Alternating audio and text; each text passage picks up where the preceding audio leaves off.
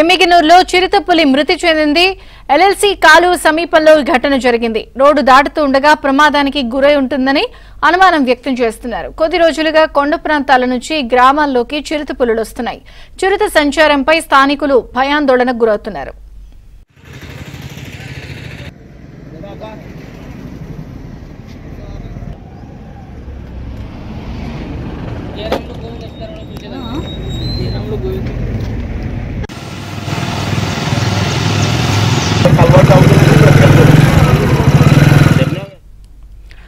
కర్నూలు జిల్లా ఎమ్మిగనూరులో చిరుతపులి ప్రమాదంతో మృతి చెందింది. దీంతో చిరుతపులుల సంచారంపై సమీప గ్రామాల ప్రజలు భయాందోళన వ్యక్తం చేస్తున్నారు.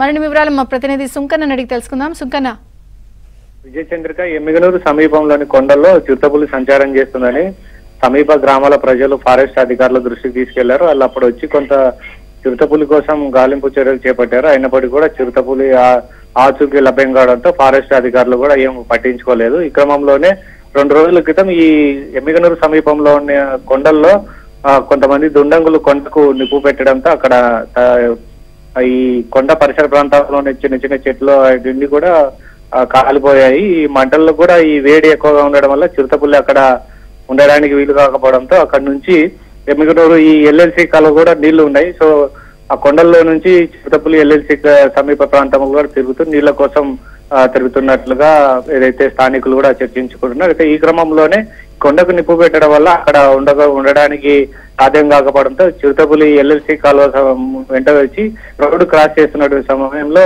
తెల్లవారుజామున గుర్తులేని వాహనం ఢీకొని చిరుతపులి చనిపోయింది. ఈ విషయాన్ని కూడా వాహనదారులు గుర్తించి స్థానికులు పోలీసులకు సమాచారం ఇచ్చడంతో పోలీసులు కూడా అటవీ శాఖ సిబ్బంది కూడా తెలియజేయడం జరిగింది. వాళ్ళు వచ్చి హుటాహుటిన ఏదైతే చిరుతపులి మృతదేహాన్ని కూడా తీసుకొని పోస్ట్ మార్టం నిమిత్తం ఎమ్మిగనూరు కూడా తీసుకెళ్లారు. అయితే ఆ చిరుతపులి వాహనం ఢీకొని చనిపోవడం కూడా తీవ్ర చర్చనీయాంశమైంది.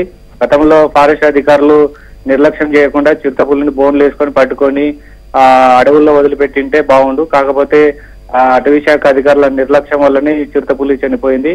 ఓన్లీ చిరుతపులి సంచారం చేస్తున్నామని చెప్పినప్పటికీ కూడా వాళ్ళు నిర్లక్ష్యం చేయడం ఒకేతైతే ఇట్లా వాహనం ఢీకొని చనిపోవడం కూడా అయితే జంతు ప్రేమికులు తీవ్ర ఆగ్రహం వ్యక్తం చేస్తున్నటువంటి పరిస్థితి.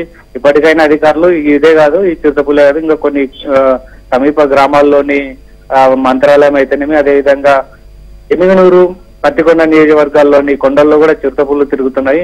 సో సేవ్ టైగర్స్ అని కూడా జంతు ప్రేమికులు ఏదైతే అటవీ శాఖ అధికారులను కోరుతున్నటువంటి పరిస్థితి. ఇప్పటికైనా అటవీ శాఖ అధికారులు స్పందించి చిరుతపులులు మృత్యువాత పడకుండా కాపాడాలి. ఏదైతే అటవీ శాఖ సిబ్బంది వాళ్ళ నిర్లక్ష్యం వల్లనే ఈ చిరుతపులి చనిపోయింది కాబట్టి అదే విధంగా వాళ్ళపైన కూడా చర్యలు తీసుకోవాలని కూడా జంతు ప్రేమికులు ప్రధానంగా డిమాండ్ చేస్తున్నారు.